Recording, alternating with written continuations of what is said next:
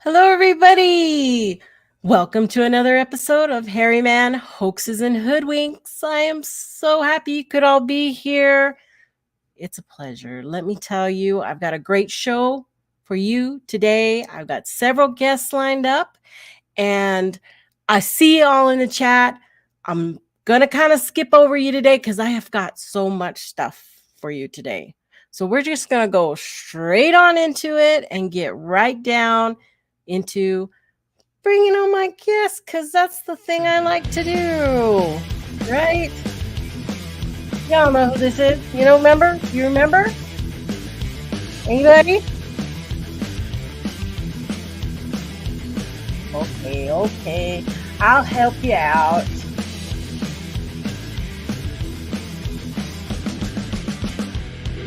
Oh, wow, look at that. Mr. That's Brent. really cool. Hey, how's it going? I like that. That was Good. cool.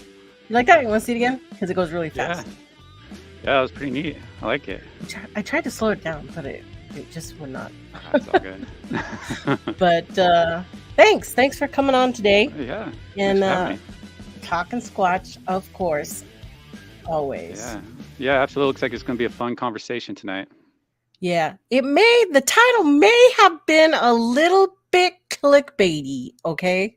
Just a little bit. But you guys will get over it. You will. You'll see where I'm going with all that.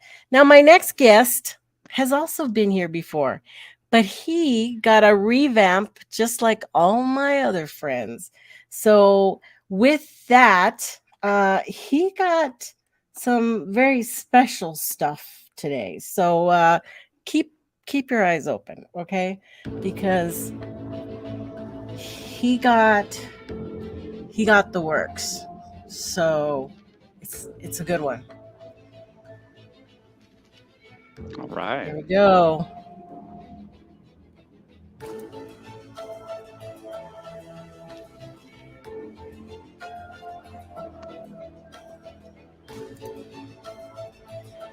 All right, I like it.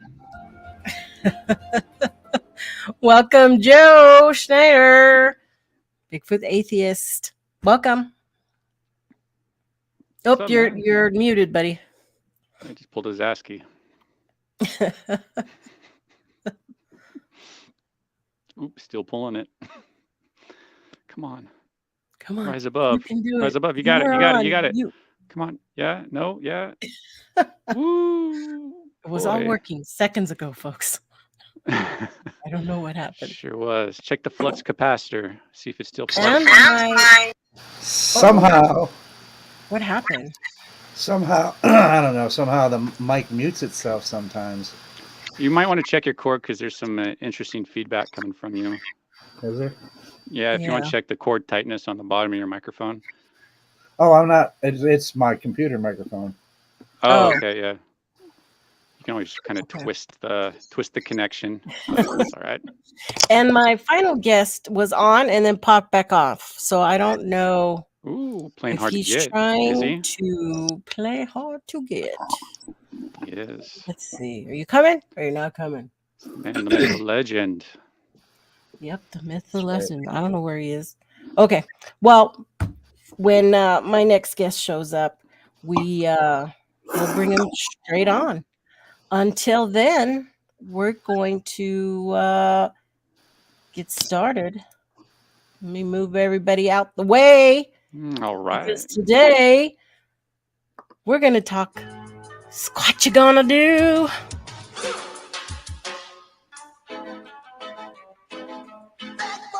One to come for you.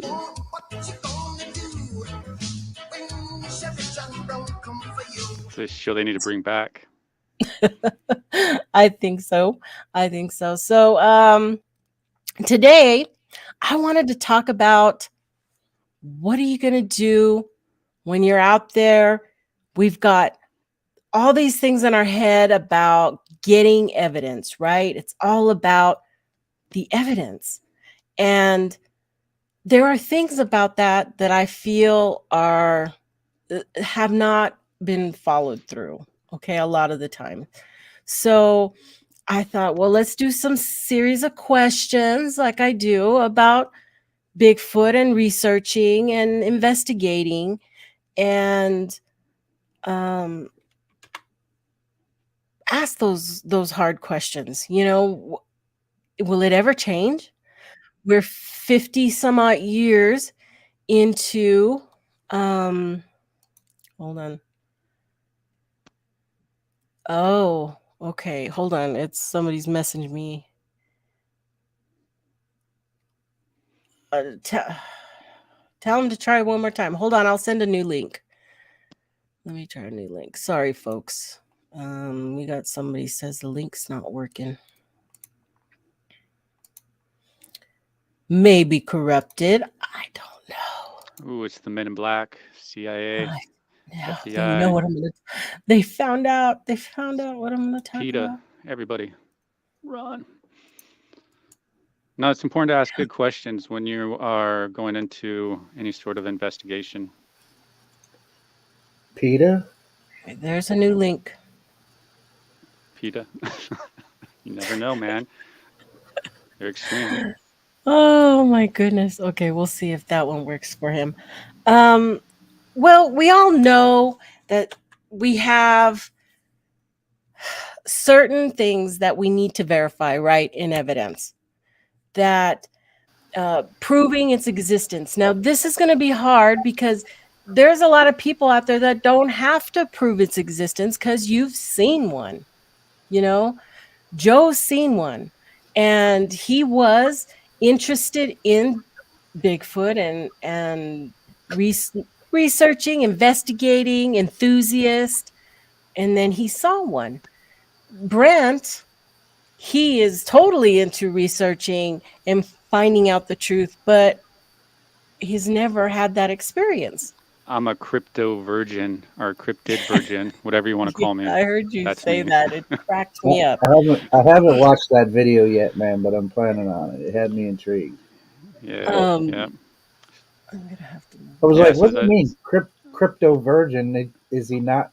Is he like into he's Bitcoin never now? had crypto coin or? Yeah. Crypto weirdo. That's more appropriate. Yeah. But no, I haven't seen anything to confirm any sort of cryptid, all the way up to ghost and stuff. So it's like kind of. So for a lot of you in the chat, you've seen one. You don't have to have that proof to you. But what I wanted to talk about was the rest of the world. Okay, we're such a small portion of the community here, and it's not going to make. For us, I want to see everybody out there start to believe in Bigfoot. If it's really out there, then where's that proof? How are we going to confirm or verify any of the evidence? So if it does, then we have to go through those different things, right? And the number one thing for evidence for me would be physical evidence, right? We've got to have that physical part of it.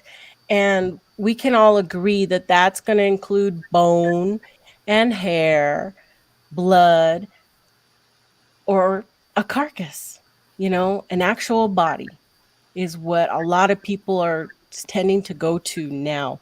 I'm hearing it more and more on all these different podcasts and shows that, even the people who are higher up in our community, not experts, but who have been in it for a while, are saying, I don't know, we're going to need a body. And I've heard that several times in the last couple of months. I didn't put poop on here, by the way. Okay. But yeah, poop. I don't know. I'm just like poop. So we don't have any bones, and there's going to be people who go straight to, well, we have Gigantopithecus, and you're right. We do. We have over 1,000 pieces or parts of the molars of Gigantopithecus at this point, and part about of mandible. Yeah, part of mandible. I think we have like 3 parts, but it's still that's not okay for me. they're not human beings. Okay. And that's just my opinion, because I know there's a lot of people who absolutely believe they're a lost tribe, or, you know, a human being that just is hairy, you know. But for me, scientifically, yeah, you know, human beings, Bigfoot, modern apes, Gigantopithecus, we're all primates. We're all primates. And we all belong to that same family. What is it, Joe? Hominidae? Well, it's a super family. It's a homininidae, Yes. and we are in particular hominins because we walk bipedally. Right. But all of the primates are hominids, like gorillas, chimps. All the great apes are hominids, and Right. we're included in the great apes. We are a species of great ape. We are still an ape. That's why people, it's like with the question, well, if we evolved from apes, we did not evolve from apes. We are still apes. Scientifically, biologically, we are still apes. We are a species of ape. Um, I am not stepping up and claiming that anything about Bigfoot that I can't prove. Well, I can tell you what I think, and that's just because of that encounter. And if you'd have asked me 3 years ago if I ever thought I would see one, I would have told you no. I don't think I'm ever going to see one. But I can look at what I saw, and because of a background, well, not a background, because of studying independently these things like evolution, um, and primates, and uh, um, anthropology informally, and I'm no expert in it. I know a lot of the big words because I do study. I read as much as I can. Um, it looks like it's part of the great ape family. Where Mhm. it fits, I have no freaking clue. Not a bit. It looked like something from ancient times. Does it belong in the Homo genus? Not that it's Homo sapien. I, I can say I don't believe. This is one thing where I'm going to use the word believe because I'm not even sure about this. But I don't believe that it's a Homo sapien. Um, could it be in the Homo genus? Maybe. Could it be in the Australopithecine genus? Maybe. Could it be its own genus at this point? Possibly. Um, don't know. Needs scientific proof of it. My encounter, unfortunately, is not evidence of anything Mhm. except for to me. Except for to me. I don't expect people to believe that I even saw one, and that's fair enough. I don't get hurt over that because, you know, hey, you see it on my page all the time, and I'm constantly spouting it. Anything that's asserted without evidence can be dismissed without evidence. The only reason I can personally believe somebody if they come up to me and they're credible and they can tell me that I saw a Sasquatch or I think I saw a Sasquatch. This is what it looked like. And I may believe them only because I saw one myself. And so I know at least that is possible for somebody to see Yeah. one. But in and of itself, is that evidence for everybody else that Bigfoot exists? No, of course not. It's a story, you know. Mhm. And every Well, we're gonna claim get more needs into to have that as evidence to well. back it up. It's Mhm. frustrating for people like me and anybody else that's seen one that they can't really prove that they've seen it other than tell you what happened. It's Mhm. frustrating that I cannot provide the evidence of these things. And I know that they're out there. At least that one is anyway, Right. So yeah. Um, So, what say you about people who go out in the field and they collect evidence? Okay. They collect hair and they collect poo and they collect whatever little blood Prints, samples or everything. what have you, and they hold on to that. What's your feelings about individuals who keep that evidence like that and just store it, or just because for me it becomes not going, there it goes.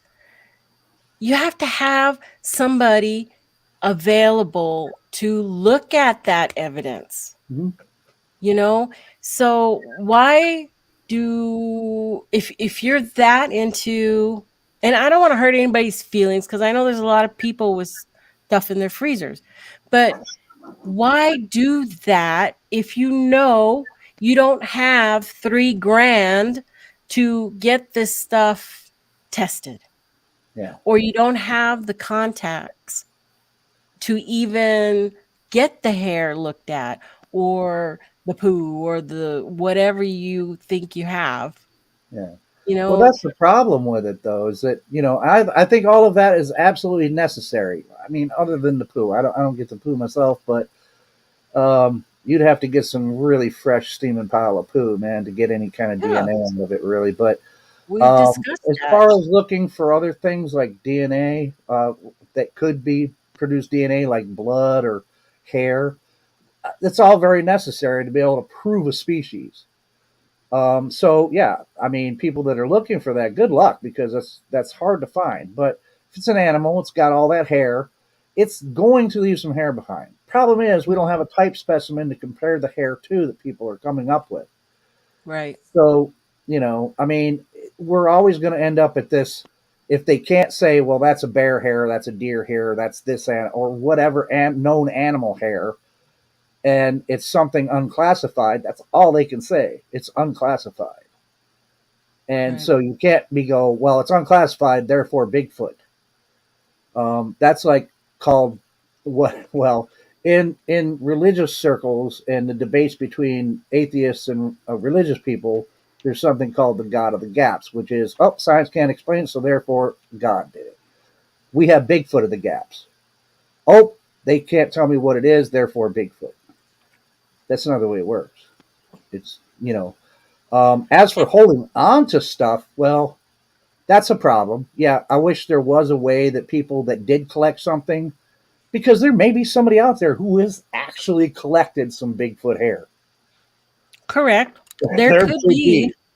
But there may be somebody who actually has a blood sample from, although I find that a little bit harder that'd be a hard one to come by. You would have to, Well, you got after that whole thing with the, I think it was High Check's show where they had the screws in the boards and stuff. Oh, right, yeah. People probably did that, and could possibly.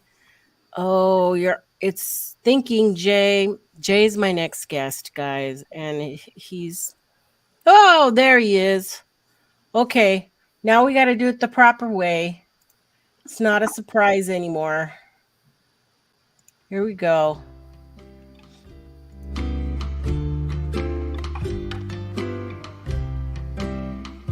You'll love this one, Jay.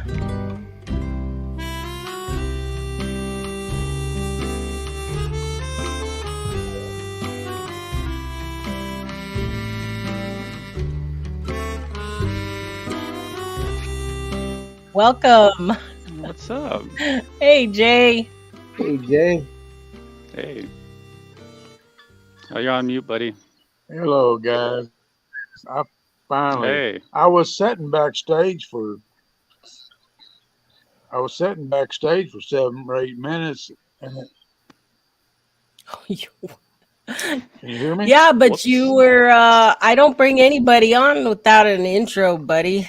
So right before I could get to you, you clicked out, and you anyway. Well, I know that, but you're when here I said now. it, That's all that matters. no, as soon as I clicked yeah, it went off. Oh, I don't know. I don't. But I'm here now. But you're here now. You're here now, That's all. and That's all that matters. I'm here now. yeah, And I brought Jay on because Jay's had an experience, but he is not a researcher or, an investigator. He doesn't want to go looking for this thing again. So he brings a whole different side to, because he's got it's a pure encounter. He has no biases behind him or in front of him. It just happened. It's just an event that happened in his life. It never happened again. And all we have is that information from that initial time. Hey Jay, do you have your YouTube on in the background? I do not. I got my iPad on, but I got everything muted. Would that still make a difference? It could just be your connection. I know. I can hear myself, right? Marco. Well, hold on. Let me turn this off. Hold on. I'll just turn this off. Is that better? Sure Let me is. see. Oh, maybe not. Maybe not. Marco. It's okay. It's not that bad. It's all good. We'll work with it. Anyway, so back to the poo. Why keep it or keep that evidence? Well, we should always keep stuff like that if we think it is a legitimate source of evidence of Bigfoot. But we also have to do the due diligence of trying to vet it out as well. And I understand that some of the stuff costs money to do, like DNA stuff and X, Y, and Z. But you could still take that stuff to wildlife biologists and all these different people to help you try to dial in that. Oh yeah, animals will have this type of hair that will create these types of poo, and and you can open it up and look, we can see what's inside. This is common for whatever eats, and so there's ways to vet it out without having to pay money, as far as spending those thousands of dollars on something that may or may not be Bigfoot related. So there are additional steps, and that's why I always recommend going outside of the Bigfoot community. Never go in there saying, "Hey, I got some Bigfoot poo," waving around poo, flicking it everywhere. Just go in there and say, "Hey, I got this here that I really kind of want to figure out what's going on with it," and that goes with all the evidence there. But it also comes down to how it was collected. Was the hair collected in a way that we're not going to have contamination? Like, we're at the point now where you have to have visual documentation before some of these labs will accept it. Like Todd Disotell, he wants a visual documentation from start to finish coming across this. If not, he's not even going to bother with it, because it's so common in the subject to collect it in a poor way, because none of us are trained investigators. None of us have these type of resources or techniques. Some of us do, and others are trying to help educate us in that regard. So it's something that we need to also be mindful when we do collect this evidence, how much we did contaminate it, and if we collected it in a way that is going to be beneficial for our long-term investigation, as far as did you document when, where, all this different stuff, because you could probably create patterns within that information right there. So definitely keep all potential evidence, but there is additional steps you could go through, like with audio, for instance. There is so many, it's frustrating when I hear people say, "Oh, here's something, an audio," and they stop at the McCall Library or something. But there's also more resources you can go to, like the wildlife biologist, to the zoos, and all these other people to take it to help try and figure out what you're listening to. And so there is other resources, and evidence is really important. But again, a lot of it depends on how it's collected, if it's collected properly. Two important words when you're collecting DNA evidence, or what you hope to get DNA evidence from. Two words: sterile tweezers, rubber gloves. Now they're even saying masking up. Yeah. Well, that would help too. Anything that can minimize human contamination, you should do if you're collecting DNA evidence. Yeah, if I recall correctly. Yeah, because you have particulates that come out of your mouth when you're breathing. You can't see them, of course, but that could contaminate. Sure. So masking up, absolutely. Rubber gloves is a necessary. I believe it's the last episode of Wild Things. podcast that had Todd Disotell on it, where he talks more about this and the problem he gets with certain evidence that he gets sent to him. And I think he talks more about good guidelines on what we should be doing if we come across this stuff. And with Tristan, weren't really talking about you specifically. You should definitely keep on to that. Take it to like a wildlife biologist and stuff like that, and maybe they can like help you dissect it and stuff like that, because it is a pretty big piece of poo that you don't usually find out there. Like, it's not something you usually find out there that size. Yeah. Yeah. So again, it might be evidence or it might not. But how long do we hold on to something that Like may that. or may not be evidence? Yeah. Yeah, because the longer you hold on to something, I mean, DNA does degrade over time. Oh yeah, absolutely. If you're not placing that DNA sample, possible DNA, into some type of holding liquid, it's just every time it freezes and unfreezes, you lose more and more until 2 or 3 times, and it's not even worth anything anymore. So. But it comes down to, we're definitely going to talk about the footprints next and tracks, but after that we are going to talk about audio and video stuff. So we're going to get to your points there, Brent, about audio stuff. But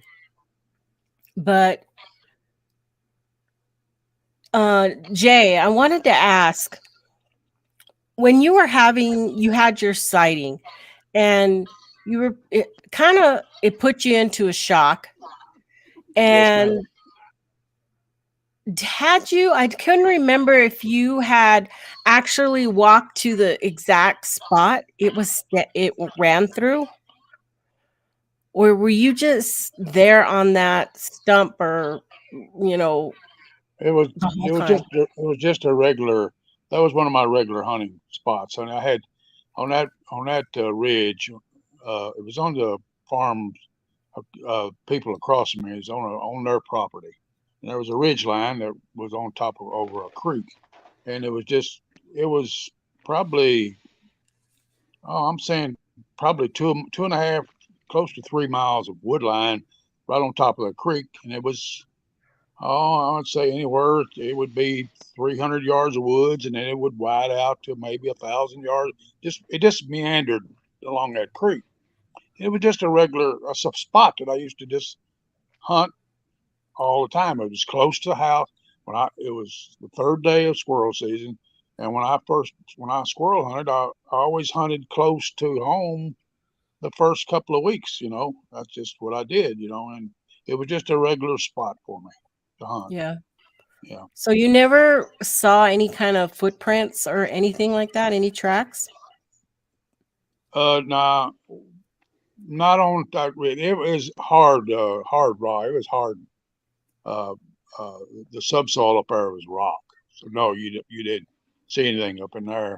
Now down along the creek bed, there was times I would walk along the creek bed, and you would see other people's boot prints and stuff like that. And to tell you the truth, I didn't know anything. I just didn't pay attention. If you want to know the truth, I just didn't pay attention. There was always all kind of prints, deer prints. There was fox. There was raccoons. There was pigs. They was tore up down there all the time. Right. Yeah. Well, that takes me to that next part of evidence, is the footprints and the tracks. And not all of them can be double bear steps. Not all of them can be just a human print that maybe, if it's in the snow, we have that melt away and it makes one small print look like something much larger. And we've heard Leon Thompson talk about, learning how to read snow prints and how to dig down in there, see what's down in there. So, but there's so many tracks that can be analyzed, but who's the experts? Are people going to take that time? Because you hear people say, well, I'm a tracker. You know, I'm a third generation tracker. I'm can do this because I've been doing it since I was a kid. You know, my dad was a tracker, or I don't know. There's all kinds of stories out there. But what makes a tracker, right? That's what, as I started to look at track stuff online, good Lord, we could make a whole show about tracks, how to learn how to read tracks. And it was amazing. I didn't know there was that much stuff on it. Freaking huge schools to teach you how to track, certifications.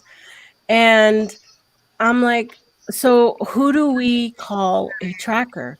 Do we allow, is it just a lay person, or anybody can say, hey, I'm a tracker. I'm a tracker. I can track my dog out back, am I a tracker?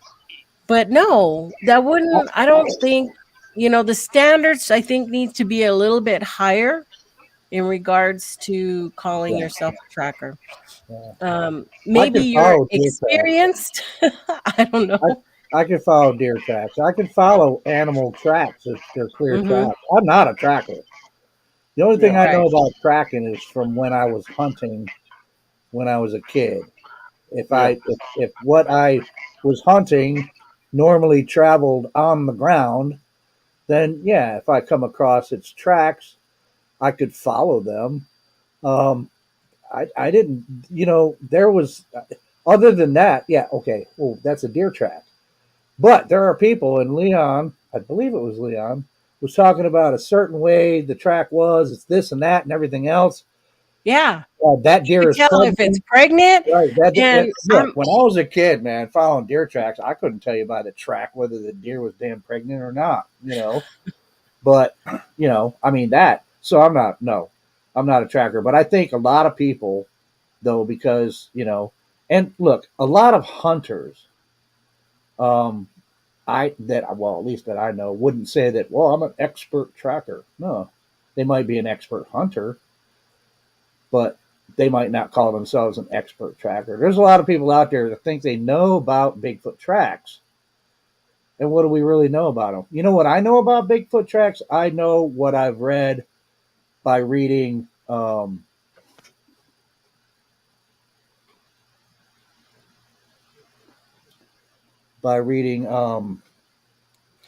Meldrum stuff. Yeah. And by reading John Bindernagel's stuff.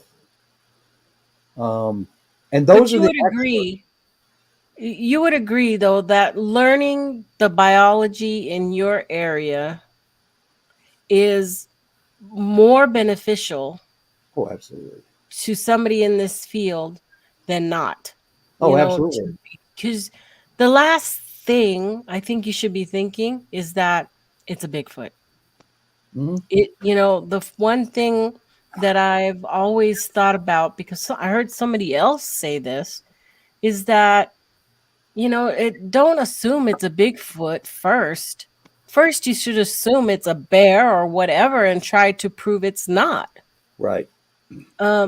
Because I can look at those pictures I put up here, and there's a cougar and a bobcat, and that looks exactly the same to me. They're very similar. They're both cats, right? And the same with the male and the female deer. That it looks the same to me. I would never be able to tell the difference of that. Whereas there are many trackers out there, professional, who can do that. Yeah. And Joel Harding is a professional tracker, and he is the one that examined the Paul Freeman 1982 watershed prints that determined they were fake. So, and he runs a really prestige tracking school. I'll add one thing to this track. Let me add one thing to this tracking, okay? Yeah. When I was a kid, I could pretty much tell anything in those woods, and your chances of coming across a perfect track is very slim. I'm talking about you're not gonna now. Deer will probably be one of the animals that's going to give you the most perfect track that you'll find. But even at that, there's by the time you get the wind and you get the rains and the even dew at night, even heavy dew at night will wash a track away. So your chances of getting a perfect track are few and far between. Let me tell you. Yeah, because I've also seen it where if it freezes overnight, how much that distortion from the water that freezes, how much it actually Absolutely. destroys a print. It's like, whoa, to see that, it's Absolutely. like, wow. It's amazing. In 24 hours, a track can be totally run. Just not even that long, you know. Right. Yeah. Right. Well, my thing, and like I said again, I'm not an expert tracker, but like if it came to something like Bigfoot tracks, now I understand, you know, if you're looking at most tracks, there's going to be dynamics to that track that show that there was movement to the foot that made that track. And so if you come along if I were to come along a trail, and in, you know, maybe 3 inches of dirt or whatever, there was a track of a Bigfoot or big footprints, and each and every single one of them were just perfect, I would automatically jump to hoax that it was Well, purposely done. yeah, and it's not that uncommon for people to go out there and prank And you don't even have to trailheads be a and stuff. tracker to understand that. Mm-hmm. You know, one good thing to you know, because you also have those shoes out there that look like people's feet and stuff, the bottom of your foot. Hikers use them all the time. Yeah, you know, and trail runners and stuff, and that's how you can get actually more length between strides. There's a lot of trail Better runners, grip you'll be too. surprised, barefoot hikers and stuff. But one of the big telltale signs is we now, since the evolution of our foot, since we wore shoes, started wearing shoes, it changed how we walked, because we used to walk flat-footed, but now we walk with our heel first and smack down like that. So if you have more of a heel impact first, in which you can always tell, and it goes down like that, and that's a good indication that it's a human print, because unless, you know, we train ourselves to rewalk flat-footed again, because, you know, actually that whole thing with us transitioning to walking on the ball of our foot, it actually ruins a lot of how we walk. That's why a lot of us have hip issues, ankle and knee issues, just because of we're not walking how we usually used to walk, you know, as far as you know, how we evolved. And I think shoes have only been invented a few thousand years ago or so, that are widely used. Well, might have been a little longer, but yeah, I mean, like foot coverings. Yeah, you know, and a lot of the the tribes don't even bother wearing shoes and stuff, because there's no real point when you're so used to the ground and stuff. But yeah, and you also get those displayed toes, and you know, I've noticed that, you know, Bigfoot shouldn't have that long arch down the middle, because there's 3 arches that we have, and so from what I've seen and observed, you know, Bigfoot doesn't have that long arch going down the length of its foot. So it could be also another telltale signs. I did a video of one of Zasky's prints that he had, and you could tell that it had the long arch on it, and you know, it's a good telltale sign that it's a human print. Our toes are all scrunched together from wearing shoes. Yeah, that too. Yeah. Look at a person who's never worn shoes in their life. Like some of the people in like Africa or whatever, they've never worn shoes in their life, or even, you know, even if you were to look at some of the Native Americans that may have never worn shoes their entire life. Anybody that has not worn shoes, their toes are not all scrunched together, man. Yeah, well, if we stop wearing shoes, our toes will go back to a displayed look to it. Eventually, yeah. Right. Yeah.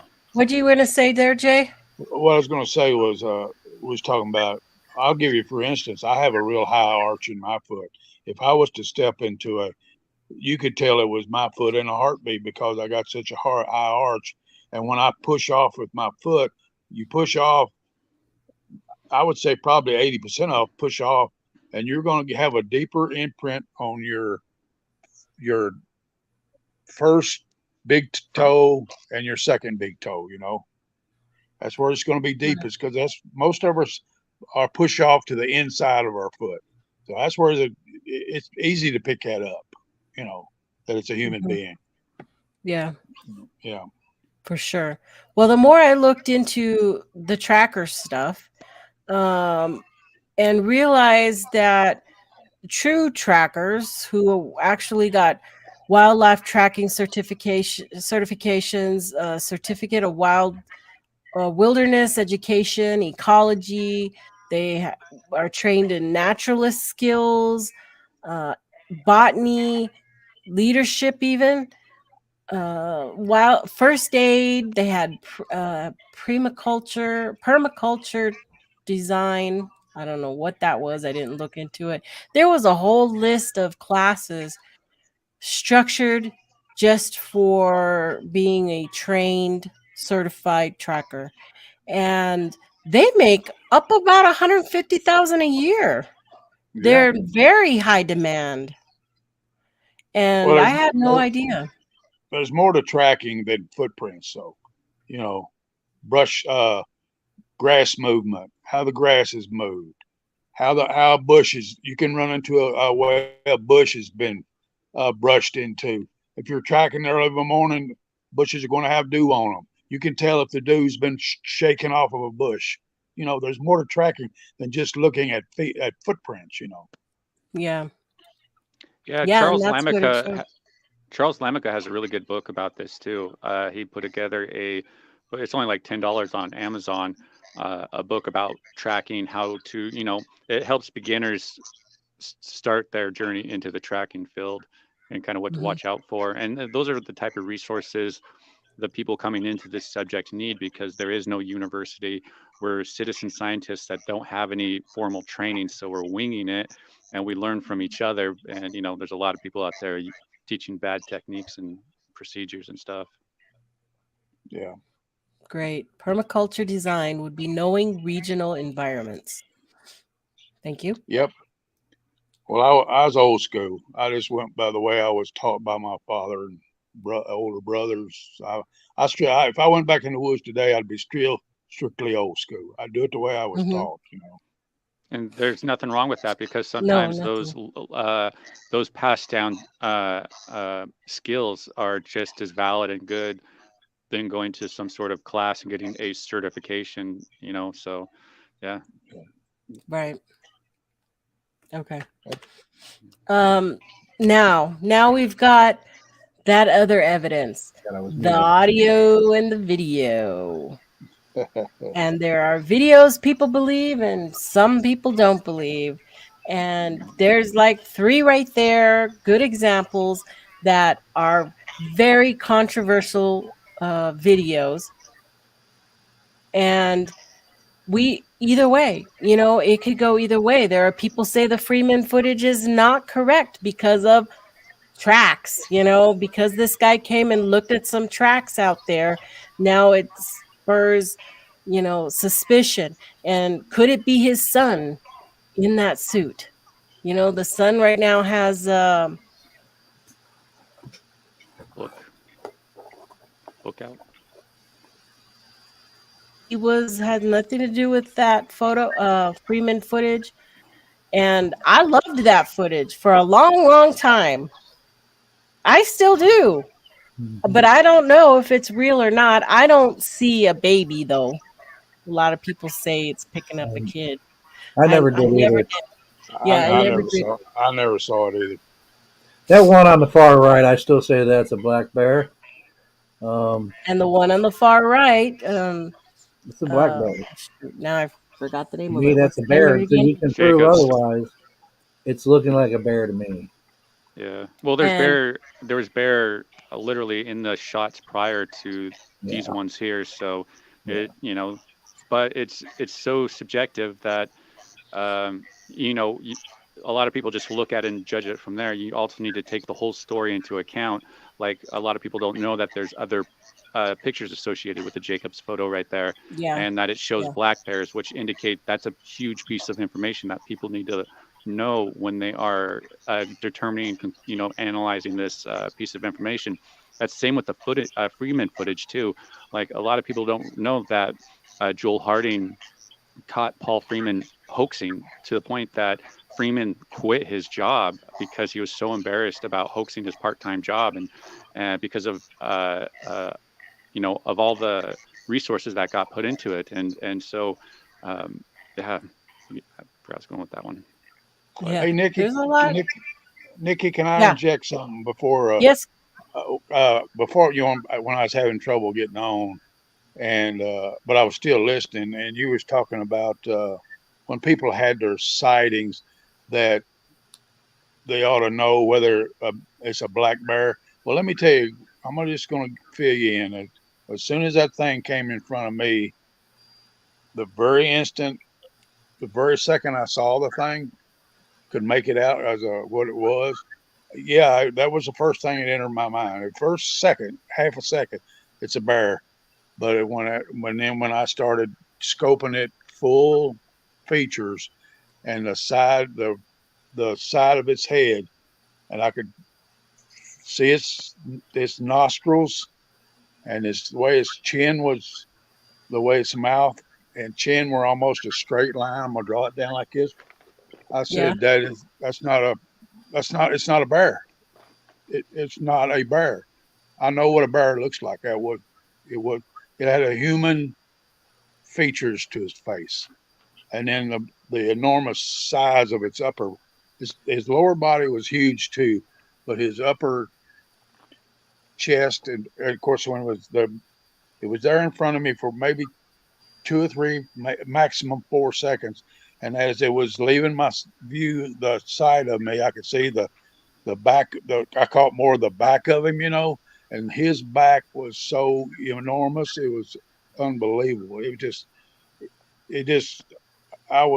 right. I know I went in shock for about 15 to 20 minutes, but that's all I wanted to inject into it. Okay.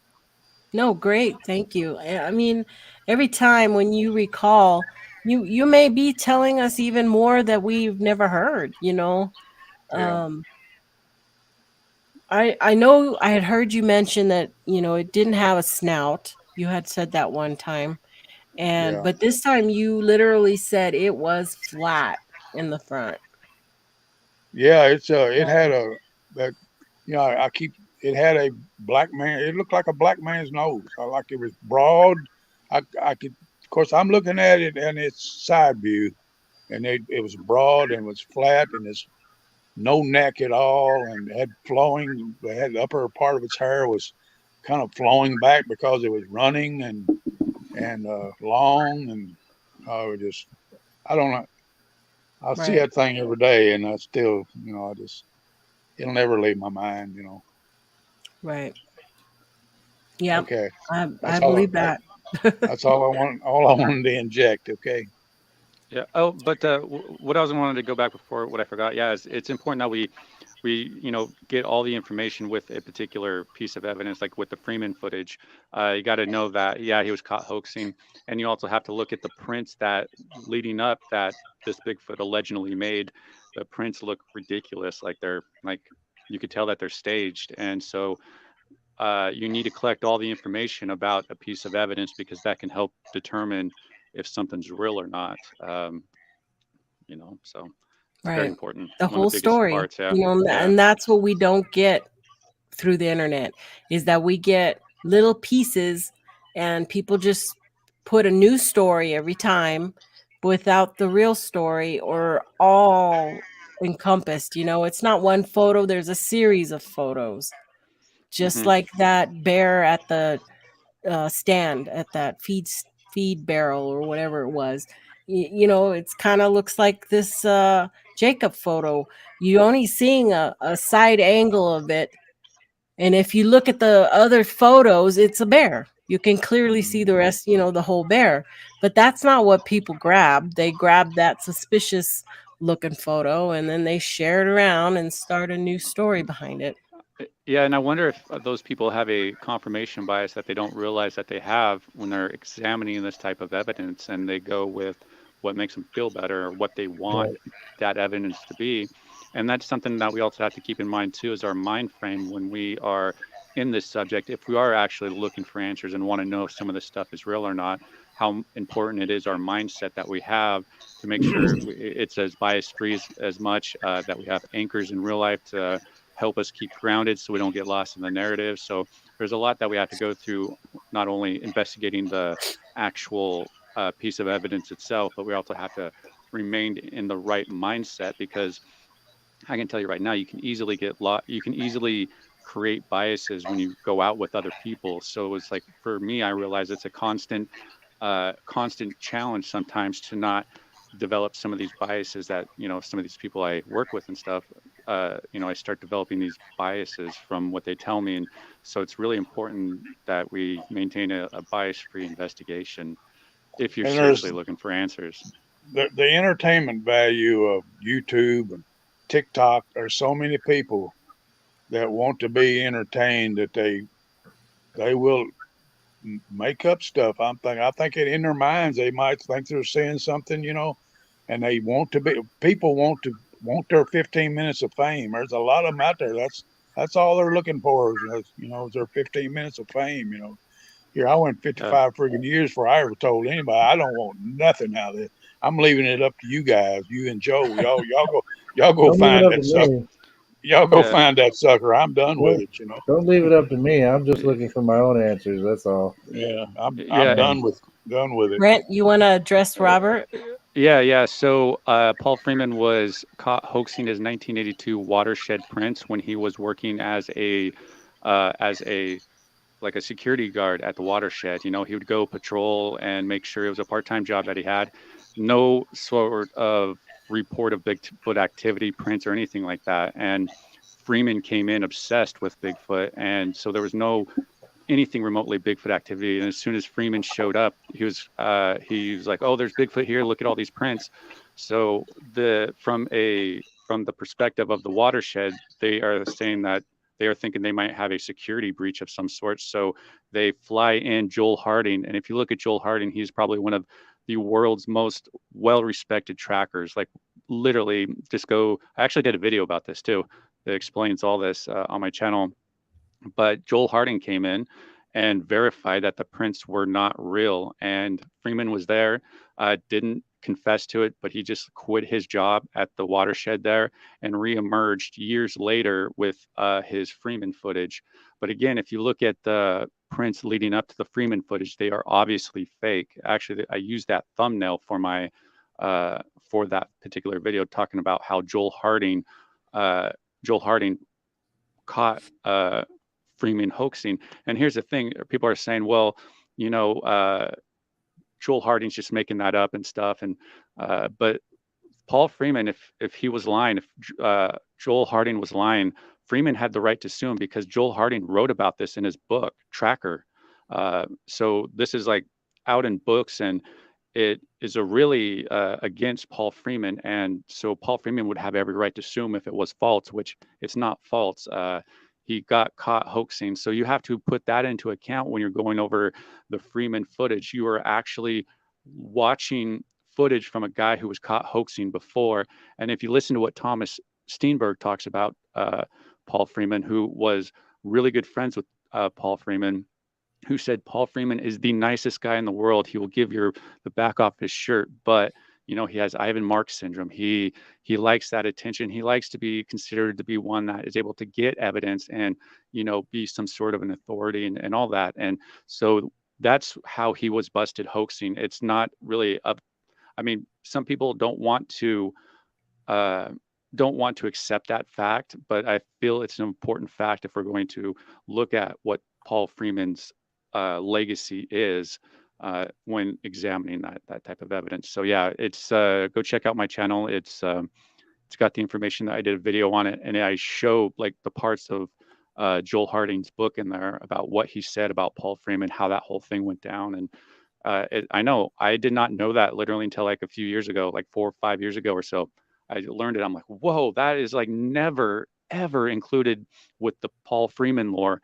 And why is that? Well, that's what you need to ask yourself. Why aren't all these people presenting all the history of Paul Freeman that really promote him and stuff? Why aren't they presenting all this stuff? That's a big problem here, because they want to create a narrative and use Paul Freeman stuff to help kind of facilitate that. What's the tracker's name again? Joel Harding. Harding. Hardin. Yeah. And the book came out, I believe, I think it was the mid 80s or so, but they actually included the letter that he sent to the forest to Paul Freeman's boss about the whole about his whole experience there, how he determined that Paul Freeman's prints were fake. And so I got that whole letter there included in with that video. So highly recommend it if you aren't familiar with this information, because it's information we should all know. That's the whole point of like videos like this, is getting us to understand that we need to do a due diligence on trying to find this information, like ferret out this information. Because once I heard that about Paul Freeman being a hoaxer, that there really solidified for me that I can't trust Paul Freeman as a reliable source for Bigfoot information, be it for whatever reason. And actually, what a lot of people don't know is that's not even Paul Freeman's first Bigfoot video. That's the second one. And why isn't that video out there? Well, it's not as good quality. And then you also have other investigators during the time. Thomas Steenberg is an excellent resource for this, who called into serious question. Like, no investigator at the time believed Paul Freeman, but it's the generation afterwards, that bought into it, the new generation, the Cliffs and all these people that kind of buy into it and support it because they believe it. But they don't, like, I don't think Cliff, when the Michael Freeman book came out, I posted on there like, oh yeah, but it sucks that Paul Freeman was caught hoaxing.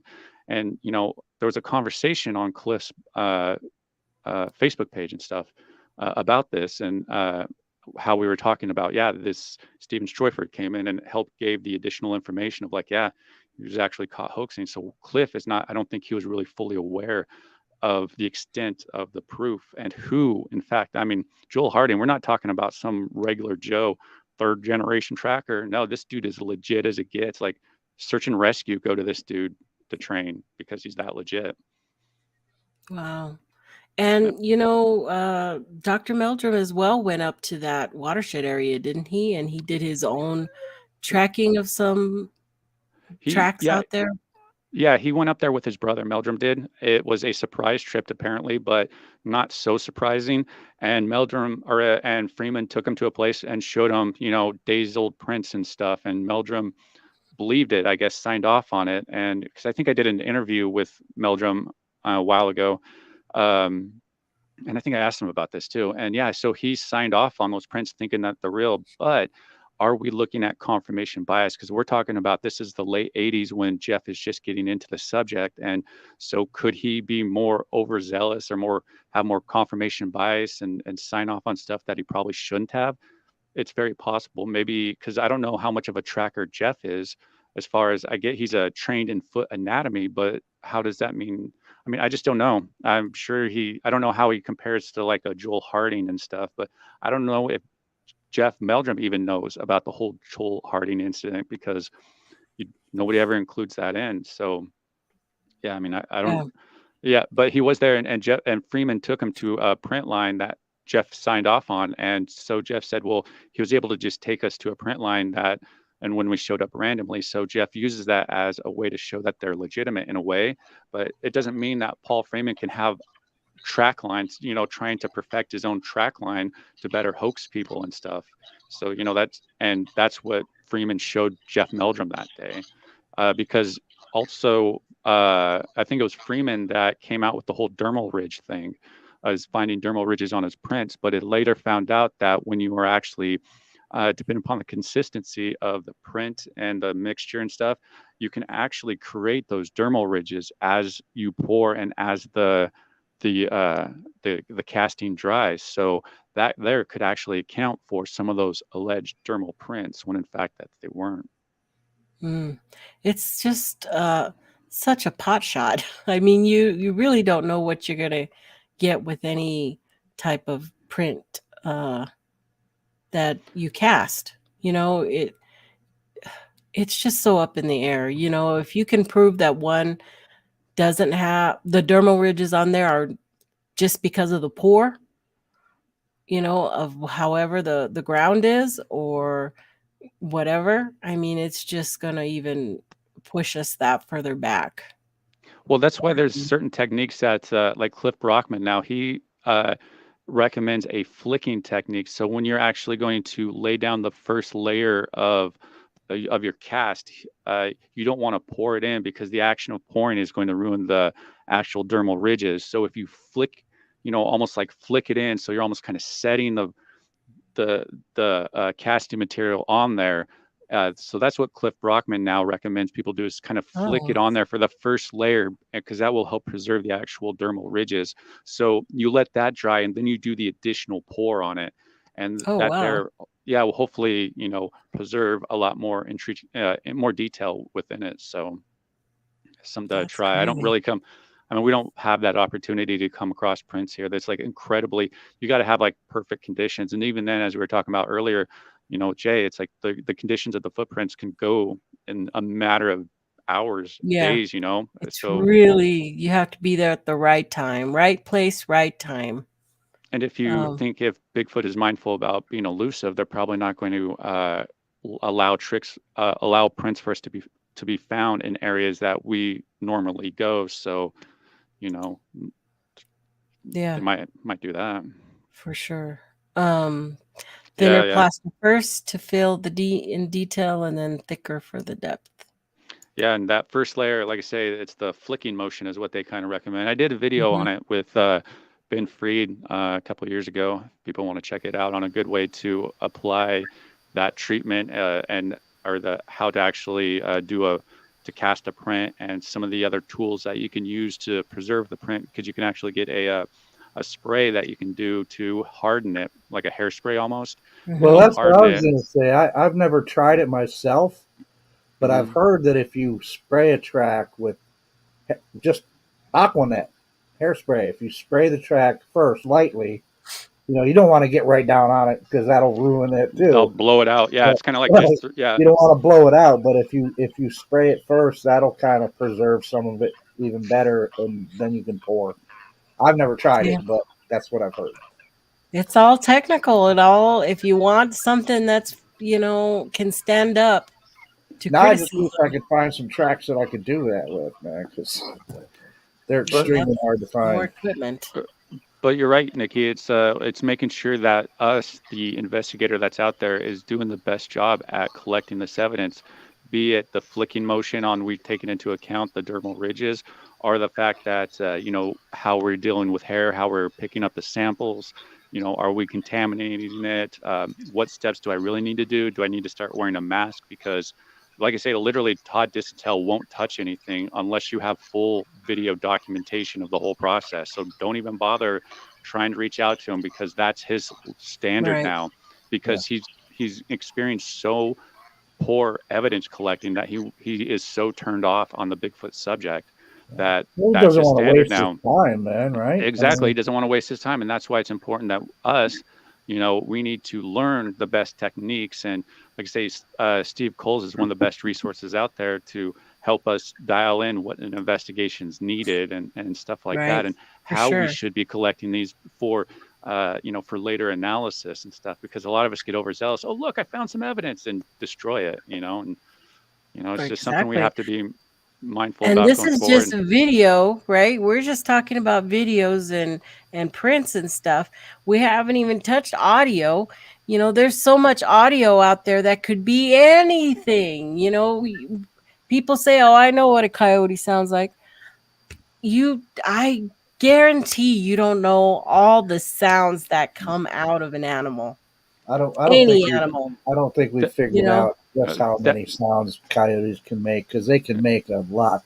I mean, almost all the animals out there can. Now, there was somebody, I think it was Angel, who posted on my Scientific Sasquatch page a noise that's being heard in New York, and what is it? And I checked it out. I listened to it. Sure enough, I immediately recognized it because I hear it all the time. And it was a fisher. And now sometimes I hear foxes in my backyard in the evening sometimes, especially in the summertime. They make a sound that can sound kind of similar, but it's not the same. And so there is that discernment too, because there are some animals that make similar sounds to each other, but it's not that animal. Like, I'd be like, well, that's a fisher cat. Mm-hmm. Yeah. But it could be a fox. Now, this one in particular, the video showed it was a fisher cat. They even said that's what it was too. but they're all over the place in New York, and it's a horrific scream. But they make more than just all that. animals can make some crazy ass scream out there. Here's the thing. Here's the thing: is when somebody says, "Oh, I know all the animal," or I know all the sounds a coyote makes. That person, first off, my eyes roll when somebody says that, because there's no way that you know everything like that. But the fact is that investigator who said that is not allowing them to be an open mind to maybe they don't know all the sounds that a coyote makes. That is a red flag of an investigator that people need to watch out for, because that shows you that he's got a problem with his investigation. There's a bias there, and it seems like it's more mental up here. He probably more ego driven or something, but it's not a bias-free, healthy investigation that people should follow. If someone makes a statement like that, a defining, "Oh, I know for a fact that all the sounds coyotes make," that's a red flag statement right there. Yeah.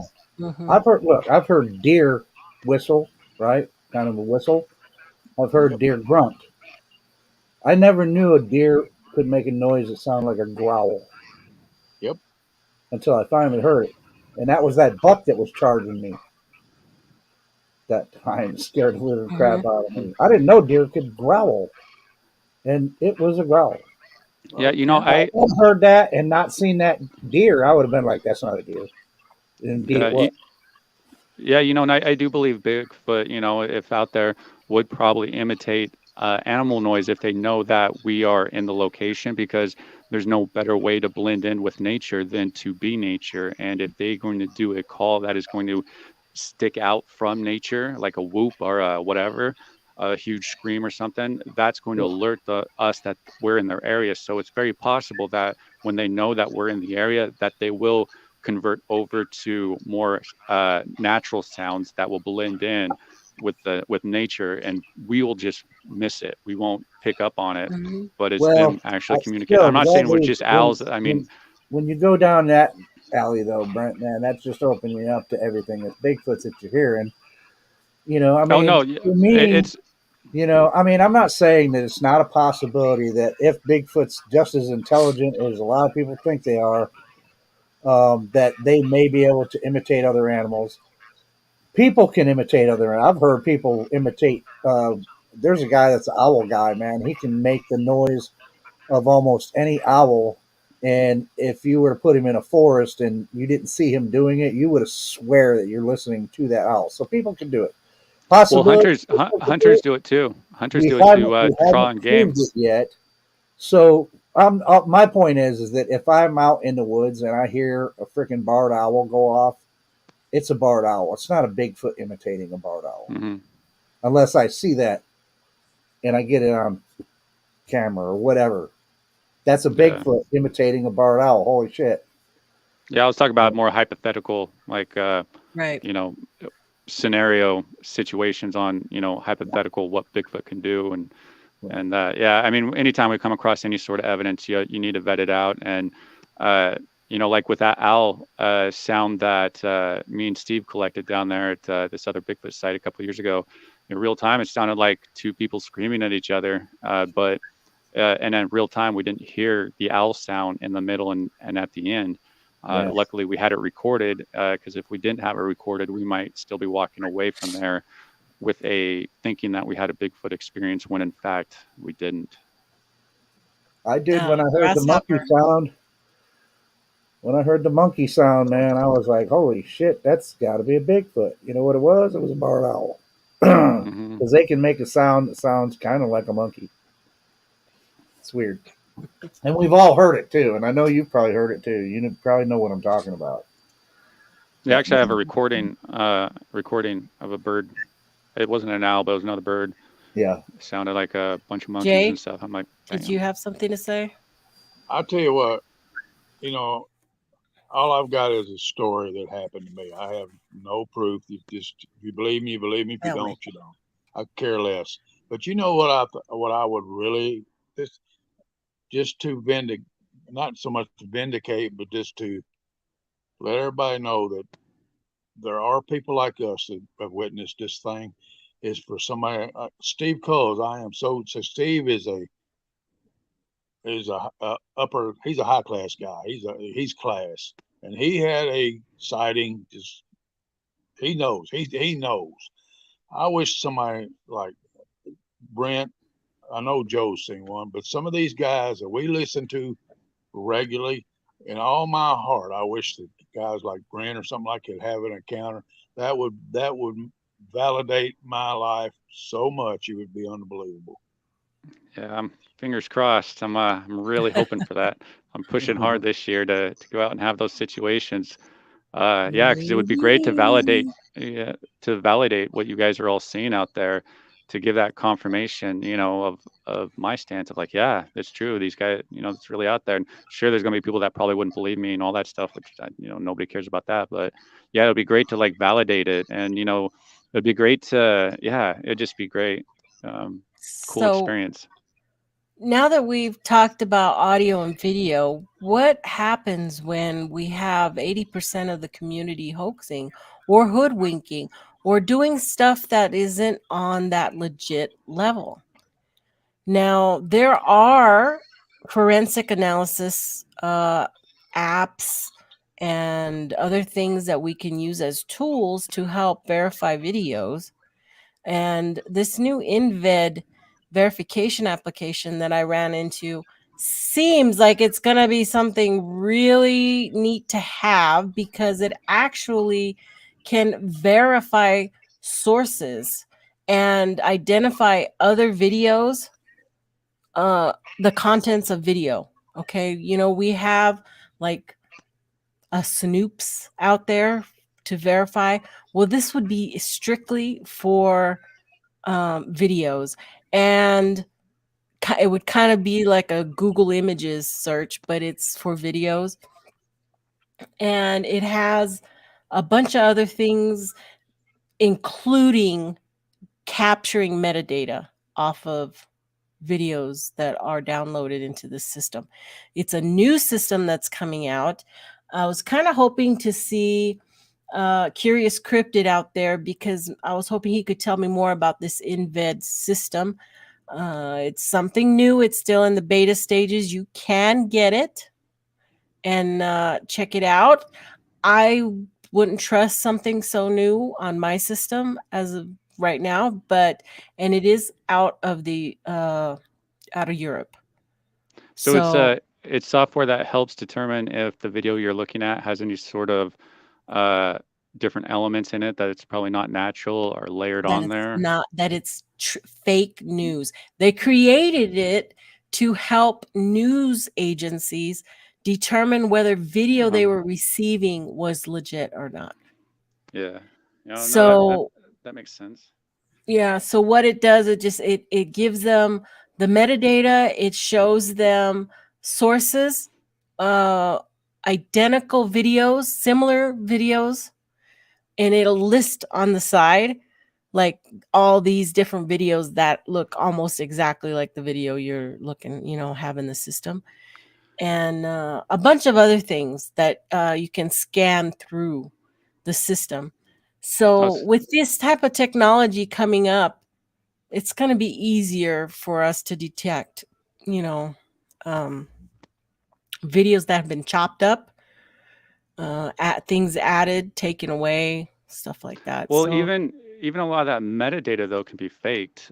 So it really depends upon the format. That I know it's been a big debate, but here's kind of the whole thing with the metadata is that it all matters how you've taken that. Let's say you're taking a picture or video picture. It all matters how you took that picture. Is it in RAW format or is it in JPEG format? Because here's the thing is, if it's in RAW format, then that's when you cannot rewrite the metadata. You can alter it by exporting it out of RAW using software, and then you can re-import it into RAW format. So you can fake it. It's more labor intensive and not as easy. But like with any camera and stuff like a DSLR or our cell phone cameras, as soon as we take a picture, it auto converts it into JPEG. And what that does is it condenses and removes a lot of the information is what a RAW photo is. A RAW photo, like all photographers should be shooting in RAW format. Now, a lot of our cell phones don't actually give us the option to shoot in RAW format. It's automatically going to convert it over to JPEG. So it's all moot at that point as far as, Right. can the metadata be altered? Because when it's in JPEG format, you can easily alter it all day long and make it look legit and stuff. But if it's the RAW format, then yeah, it's a lot more difficult, but nobody's shooting in RAW format. So again, it doesn't really matter. But so yeah, that's kind of the whole thing with the whole metadata. It depends upon how it was collected. It's about having a bunch of different tools you're going to have to use to determine about if stuff's real or not. And because we all know we're dealing with CGI, we're dealing with Photoshop, and we're now dealing with AI. Big things, all of these could all be used together, to create something. And it's coming, it's here. Many of these things, they're already full-blown going at it. And the one thing is that I know I have a lot of followers who you guys may not know the differences between these three things here. And if you want, I can explain that right now, the three different ones. If not, we could move on. Well, it is an important part of what's coming down the pipeline. So we should kind of discuss this a little more because, I just recently did a video about this because here pretty soon, we're not going to be able to tell if it's real or not. What we can do is try and figure out the backstory. Is there a source? Let's try and figure out some of these red flags. Are there red flags? And that there will help determine if something's legit or not. And it all starts with the source itself. Right. Okay, so AI is artificial intelligence, and I'm going to read what I already prepared so that I could just get straight to the terms. Refers to the use of machines to perform tasks that would normally acquire a human intelligence, okay, such as learning, problem solving, and decision making. In the context of computer graphics, AI can be used to analyze and modify images and videos in different ways, like moving objects from scenes and enhancing image quality and generating new images for videos from scratch. CGI is computer generated imagery. It refers to when a computer software to create images and videos that appear to be real, lifelike. Like CGI is commonly used in movies and television, video games, and media to create special effects, animations, virtual environments. And it can be as simple as 2D graphics or 3D animation that's really realistic with lighting and everything. So Photoshop, it's a software application for editing and manipulating digital images. So it's widely used by photographers and graphic designers and professionals to adjust color and tone and other aspects of an image. So it is used for retouching and creating other kind of graphics, layers, masks, filters, brushing, and that you see a lot of that type of photoshopping in the Bigfoot community. Well, they'll take a photo and they brush it blurry, or they create a head and change things around. And I'm going to show you something that I found kind of interesting in regards to that. So that's kind of what the three differences of AI, CGI, and Photoshop. Now, I fooled around. Well, I was going to say also that you also have that new technique that Avatar 2 used as far as blending in CGI with real person. Like that's how they got clear detail on like their hands and stuff. It's a blend of a real person with CGI. So, that's also coming down the pipeline too. Yeah, it's kind of that stuff's kind of expensive right now to do, but it's going to get easier and easier. And what is the first thing they do? They make it into an app for your phone. You know, pretty soon it's all going to be right there in your hand. There's probably professional software out there already that helps you blend that stuff already, and yeah, I'm sure. And once it gets to I the app fooled form, around with Night Cafe, just 5 minutes, 10 minutes, just to get some imageries to show you what you could do by saying brown Bigfoot walking in a forest. And this is what that it created.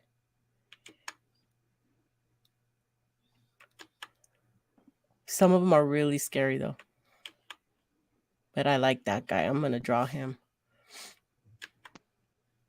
That one was Bigfoot walking near stream or something. I don't know where that one came from. Bigfoot dancing.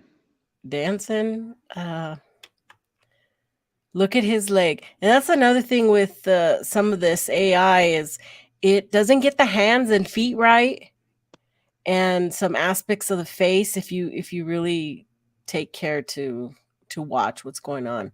I really love the landscaping though that it creates.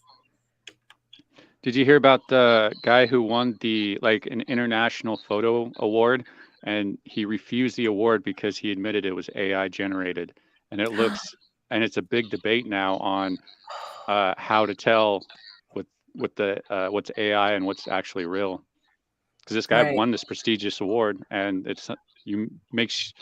I'm sure that something like that goes through a lot to see if a photo's fake and stuff, so he was able to win it. So wow.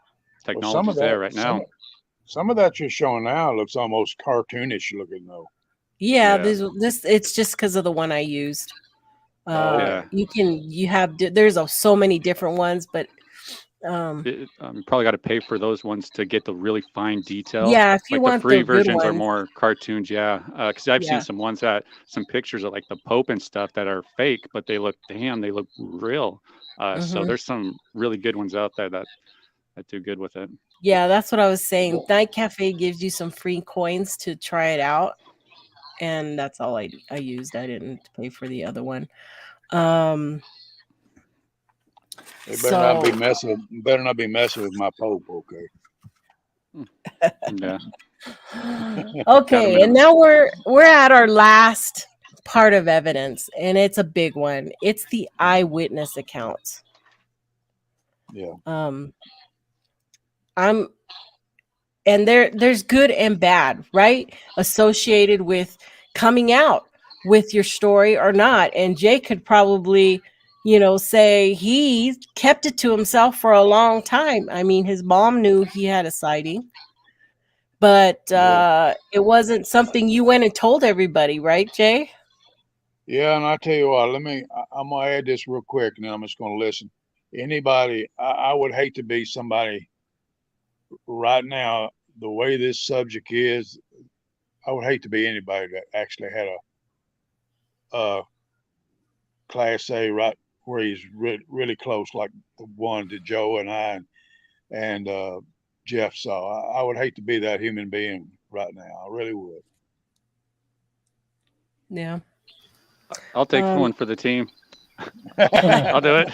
I'll take it. I'm going to do it.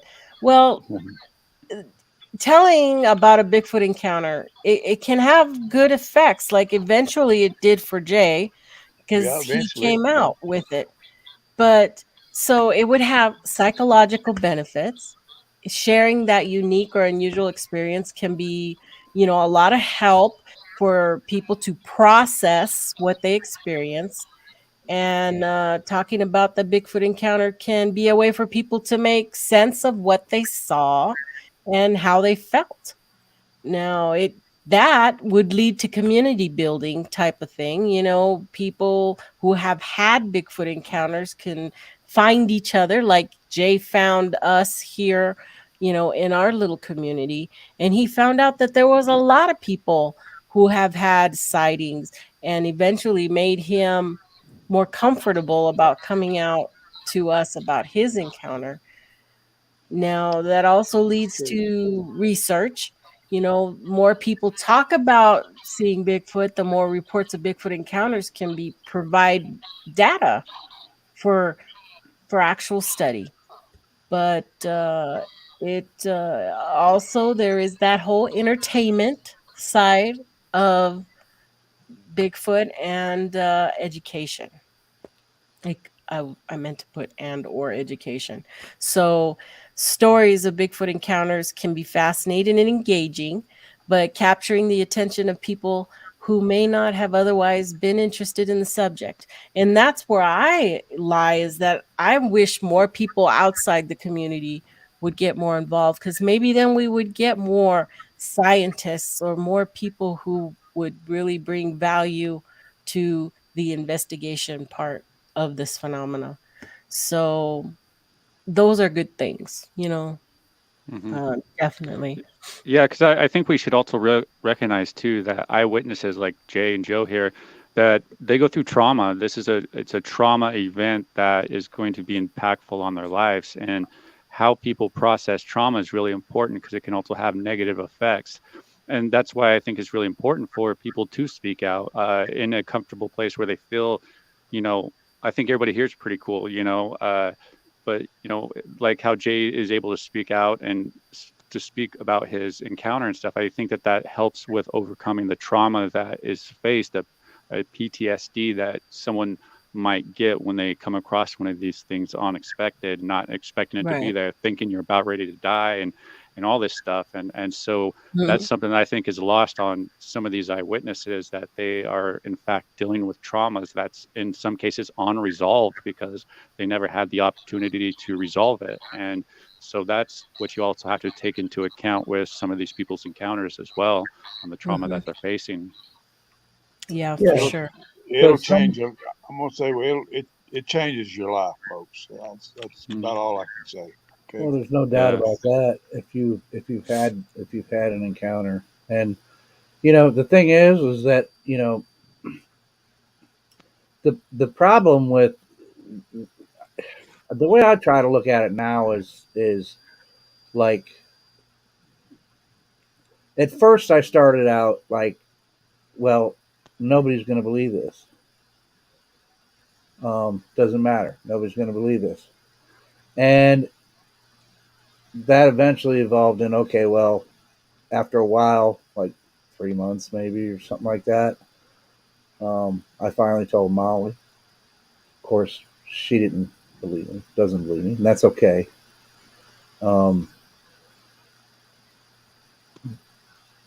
People just, I don't want people not to talk about their encounter if they need to.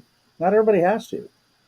But if they need to, I'd like them to.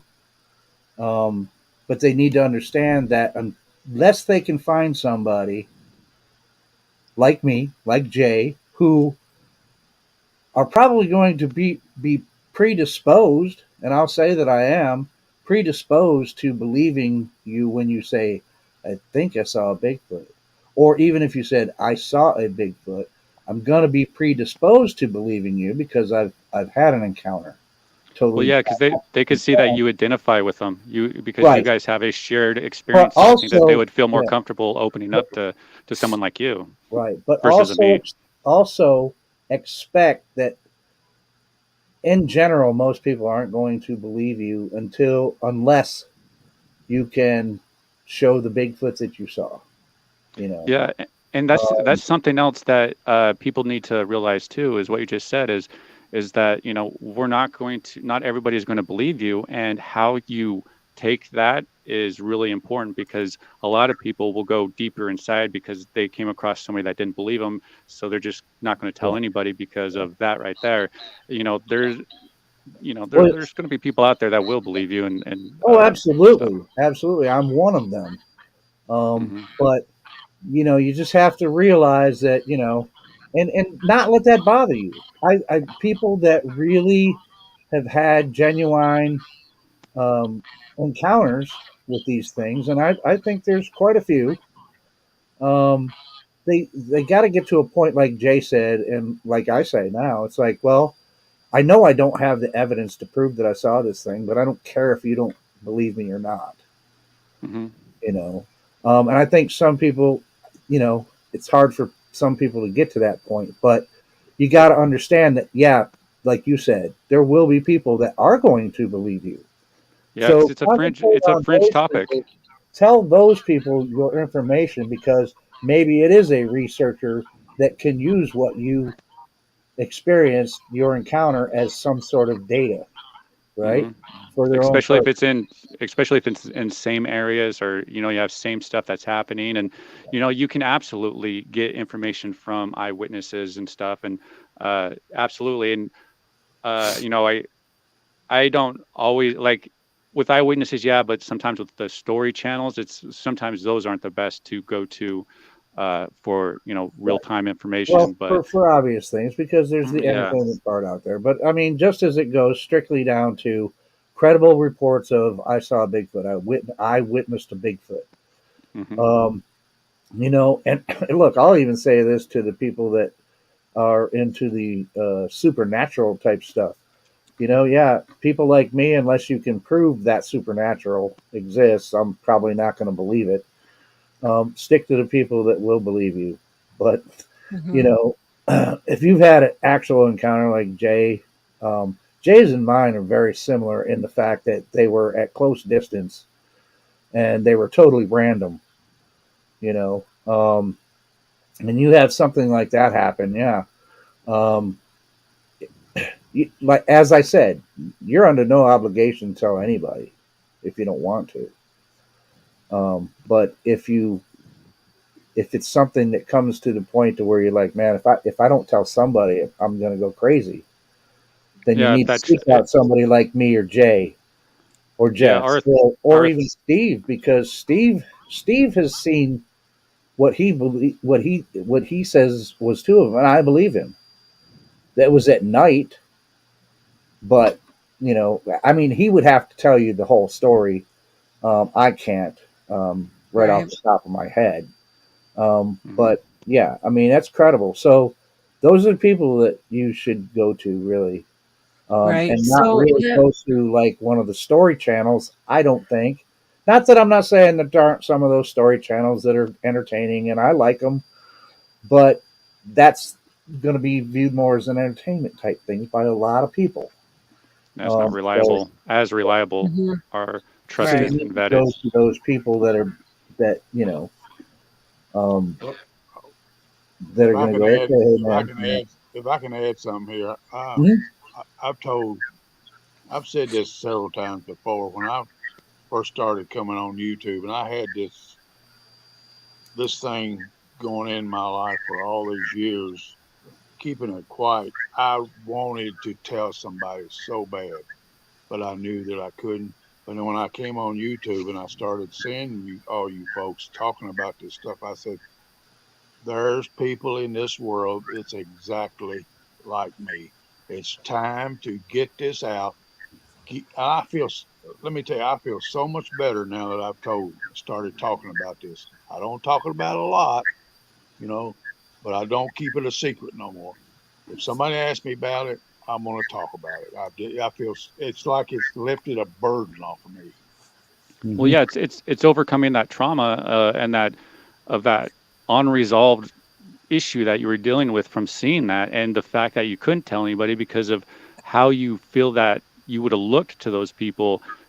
That caused that's a tough thing to live with because it was something that was a big part of your life that really defined it in some ways. And it's good that you're able to finally express yourself and really get it resolved and processed more so you can feel better like you are right now. And that's something I hope other people do too, is to always, if you had experiences like that, definitely share and talk to people. And some of you guys are right. It's like, not everybody is going to be on your crowd. It's not going to be your crowd. And this is why I always recommend is understand that we're not all in this together, and we all have different goals, and we all, just have different ways. And all you do is just need to go find your crowd, and that's kind of where to go with it, because you're not going to try and change everybody to get you to believe in what you're talking about. It's never going to happen.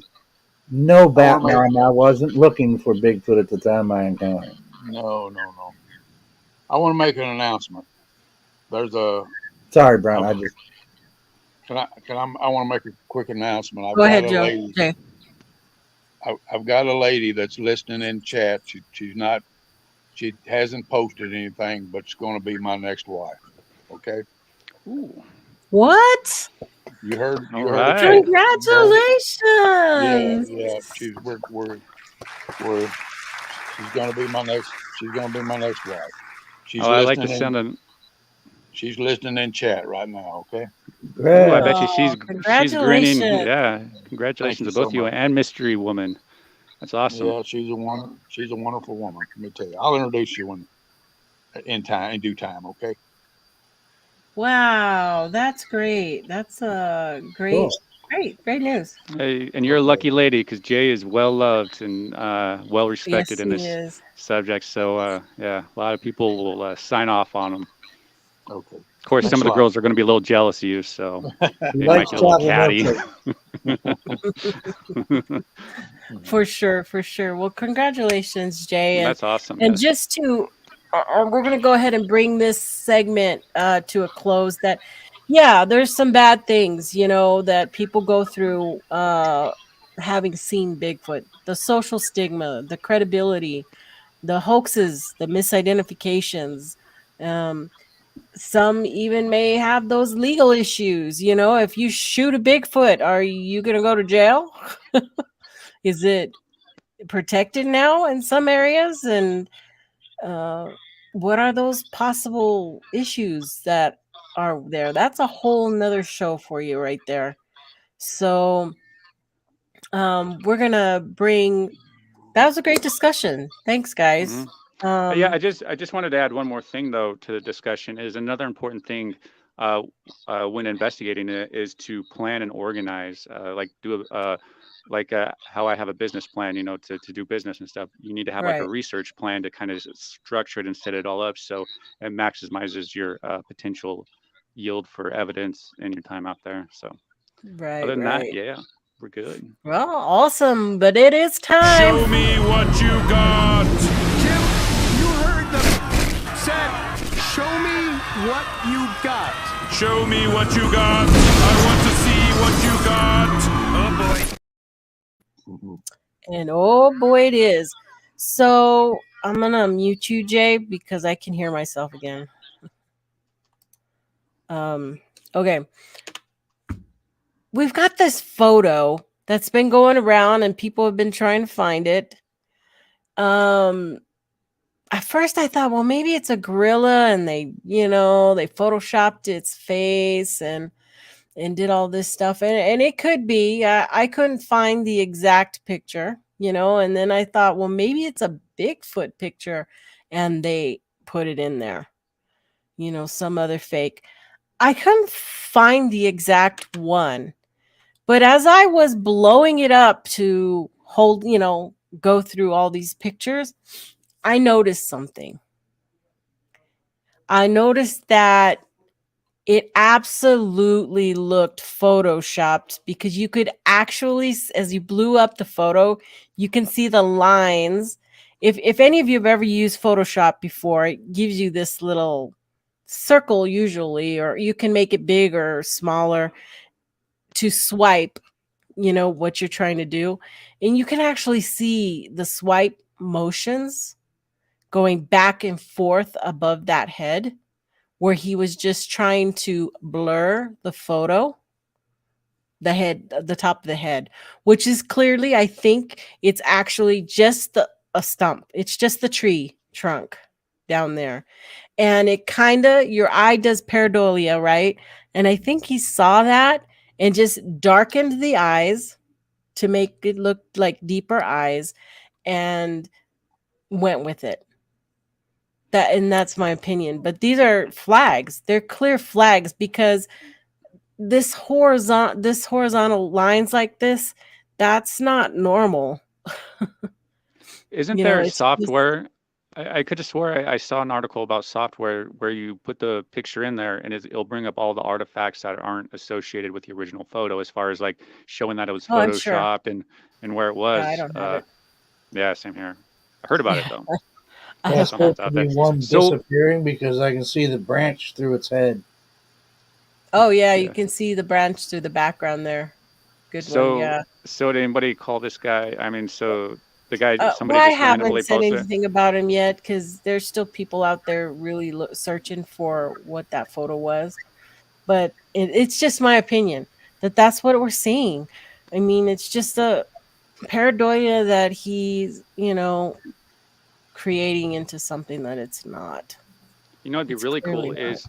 is to get video capture of the Photoshop in action of like you're talking about how you can tell you swipe left and right or something on there to create a Yeah, certain effect that you notice to mimic that and show, hey, this is how it's done. yeah. To I help. I had thought about that, but I knew, look, we're already an hour and 45 into the show, and that would take you could fool around with that like for two Oh yeah, hours no that doing it. yeah that would be You like know what I that would mean? have to be like an independent It pre-recorded show. yeah. Not something I can do right now. Oh my God, that would be too much. Now, I want you to look at this photo and tell me what you think you all see in this photo. Not Bigfoot, okay? If you were to just look at forest language, what we call, that, what are some things that might pop out in your head? I don't know. Snow White. Yeah. Pretty 'Cause- much. That was my first thought. We're coming out of Snow winter, Eyes. you Yeah. know? mhm. And those are all very thin little reeds and trees that are snap. There's a snap there. Okay.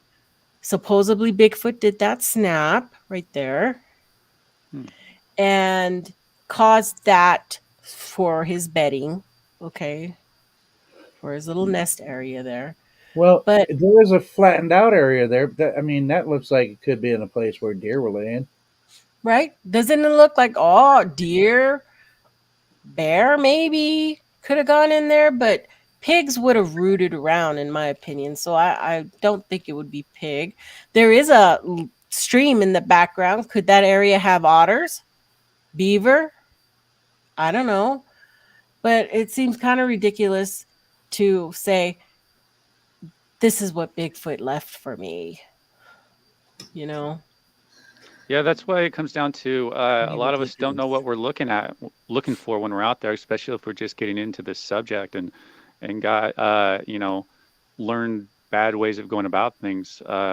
Because yeah, I mean, any regular person would see that this really isn't evidence of much. Yeah, sure, you might be able to go in and investigate that area a little more, maybe find deer poo in there or deer tracks that would indicate their bedding area and stuff. Because you can always Yeah, find tracks like stuff like that to help dial in what it is. And it doesn't look like this person did the due diligence on a proper investigation. So, but again, it might not because they just don't know how to do it. And that's kind of what we were all talking about. And the point of this video that we're right. doing today is to help raise that bar as far as the evidence and research aspect of it. Right. Jeff, it could have been flooded area, and it just Yeah, makes that everything too. wet and fall. And there are so many other explanations other than Bigfoot. Well, You know? they're also looking at that. Uh, see how that branch is that reed is bent like that. Yeah. So they're thinking, okay, so that they're mixed with this bedding here, it's got to be Bigfoot. And you can't extend the evidence that way unless you prove those two are connected, because this could be two completely different things that Uh, are not even related. So something to consider right. too. Well, I say that is a big no fail. Well, there's certainly no evidence that I'm seeing in that picture of Bigfoot. Well, Yeah. there's no their evidence wasn't collected. It's just a picture. There's no follow-up. There's no additional There's information, and nothing. Yeah. that's the problem with a lot of the investigation that's going on. A lot of people just take this picture right here and call it good, not realizing, hey, we got to do this, that, and that to do it. Yeah, draw that circle. Oh my. Okay. The next bit of series of photos I have, we've all seen. Okay, these photos have been seen around the community for many years, not all together, released at different times. Okay, people. So I'm going to show you these. I have to look at my number real quick. Okay. Some of you may have recognized some of them. Some of these photos, they go around all the time. People just raving at how, what wonderful Bigfoot photos these are. Well, I found where all of these photos came from, and they came from one source. Ooh. These two. Same group. And there wasn't anything malicious or hoaxy about it.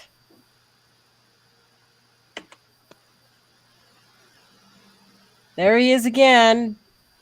This was all an advertisement thing done by the Cleveland Orchestra to drum up funds for this event they had. Okay, it was all done. It's all on their, you can search up their website. They had the whole story there, and it just was a little fun little event thing they had going on, and they had a Bigfoot there, and they took pictures with it all over the park they were at there. Oh God, now I forgot the name. I knew I should have wrote it down. Maybe it's on this other one.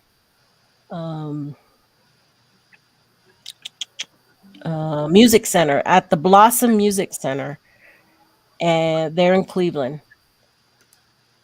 So there's your answers. All these photos that have gone around and everybody loves, they are just all from this one event.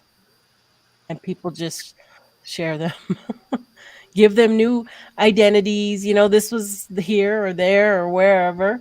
And you want to believe it's true, but they're not. None of those photos. So there is that. Now I've got our be on the lookout.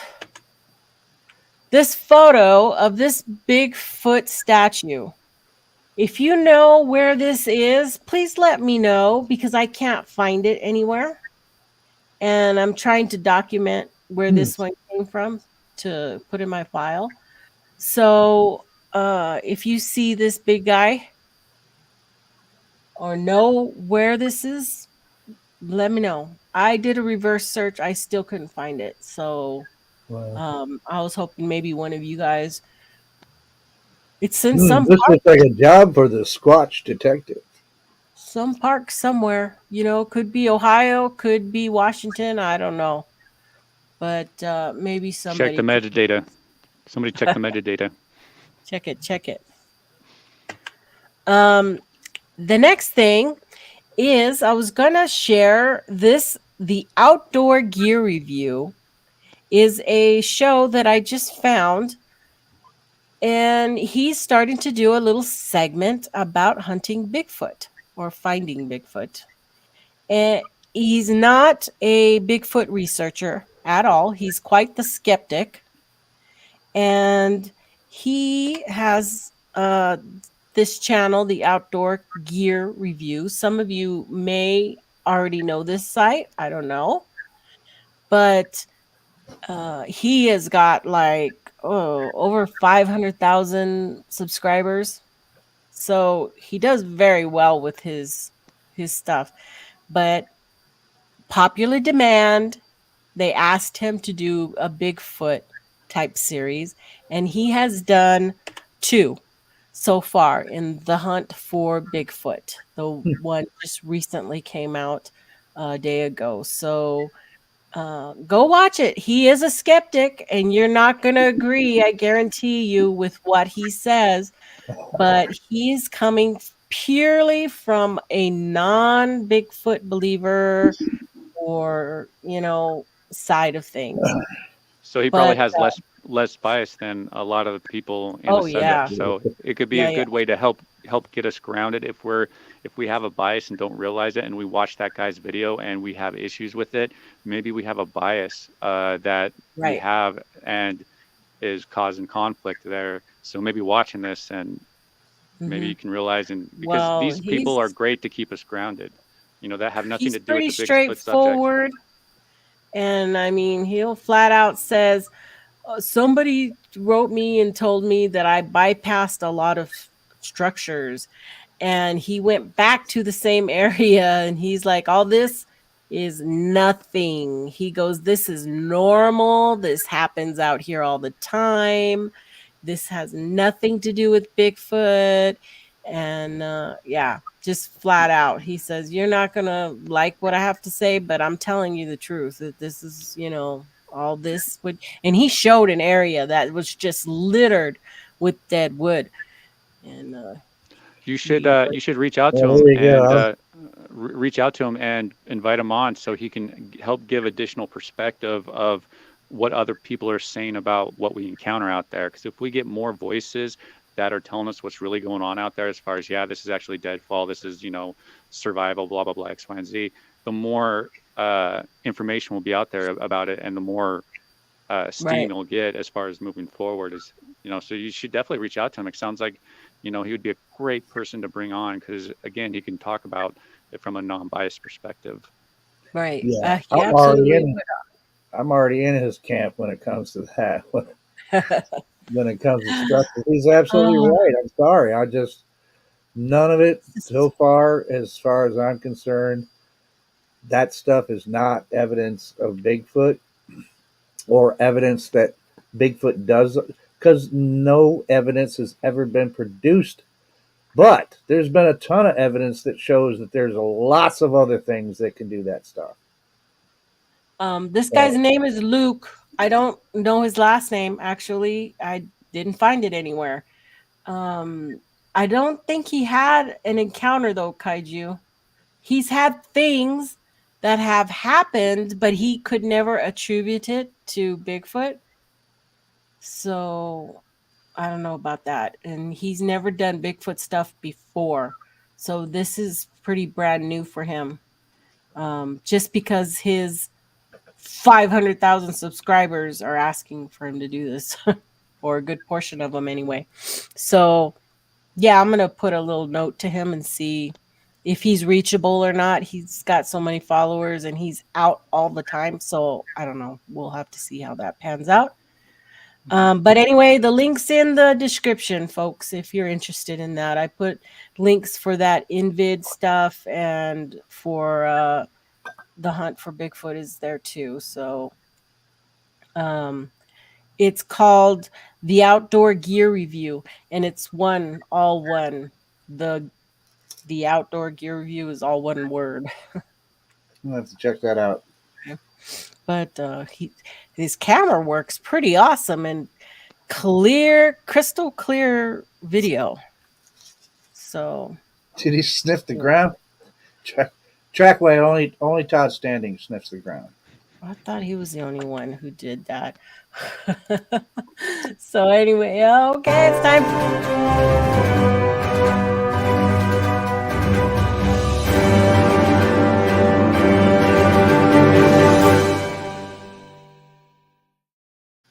Favorites, Bigfoot in the news. And today we have out of, where is this? The Legend of the True Giant, aka World's Tallest Bigfoot. This comes from Guinness World Records. And I think I linked this also down in the description, because it is a hot mess of misinformation in this article coming from this place. So it does say some call it Bigfoot, others call it Sasquatch, several even call it Yeti. We've all heard the story of the large hairy ape man that lives in the woods, but is he fact or fiction? Legends of the Bigfoot date back beyond recorded history and cover the entire world. In North America specifically, there have been tales of tall, hairy men wandering the woods and scaring campers, hikers, and lumberjacks. According to Bigfoot researchers, several visibly different types of this hairy bipedal mystery primate occur in North America. The tallest of these so-called true giants, which according to eyewitnesses stands from anywhere between 6 and 19 feet tall, make it the tallest Bigfoot. Such huge entities have been reported from several different regions, including South Carolina, Pennsylvania, the U.S., and British Columbia in Canada, and seem to occur most commonly in high mountains of the western continent and in the spruce forests of the north. True giants are said to leave four-toed tracks, which are 9 to 30 inches long and 3.5 to 15 inches wide.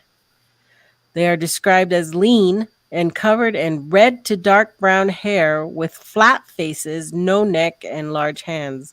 Thousands of people claim to have spotted the hairy hominid, but there are few clear photos of the beast, and bones have never been found. So there is more to this, and I will let you guys. Or if they have been found, they haven't been identified yet. Yeah, for sure. Anyway, time for my little notion here. TRT, reality is tough, but the truth will set you free.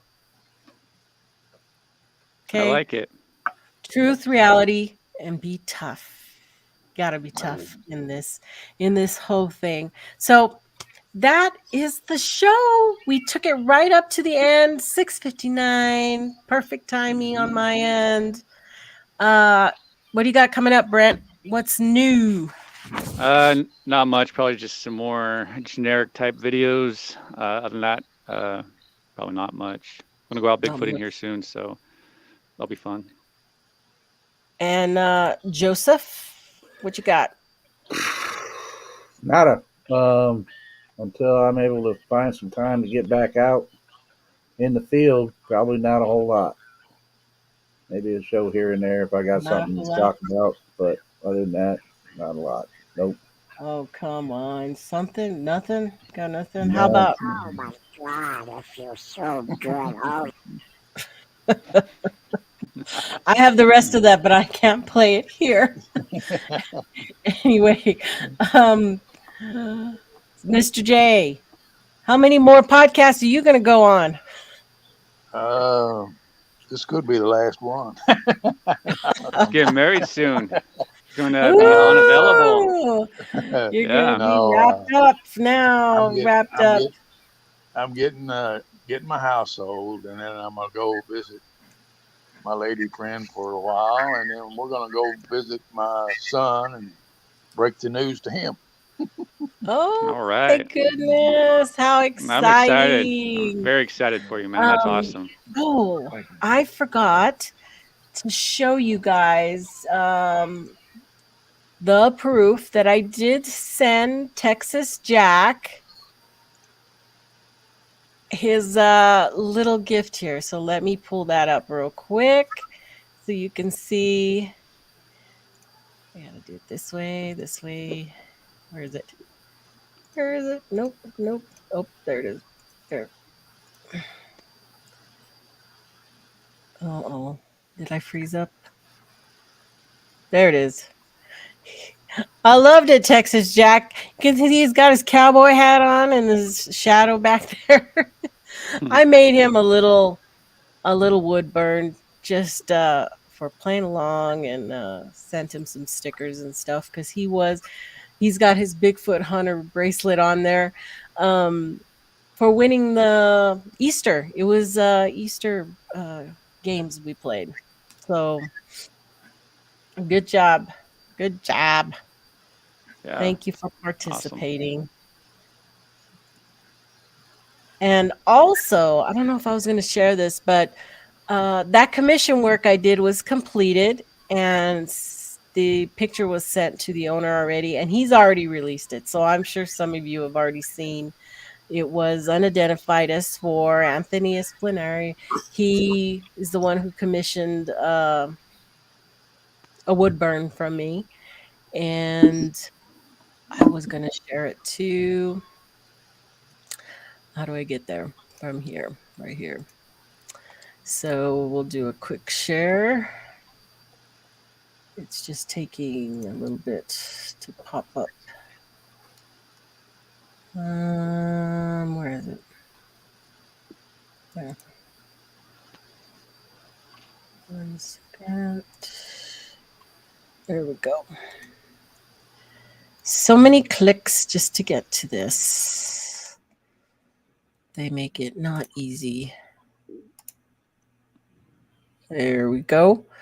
So that's what his ending result came out. His unidentified nice. S4 with his New York scenery in the back, and I put the Statue of Liberty, and then he saw his sighting was of that triangular UFO, just like that one.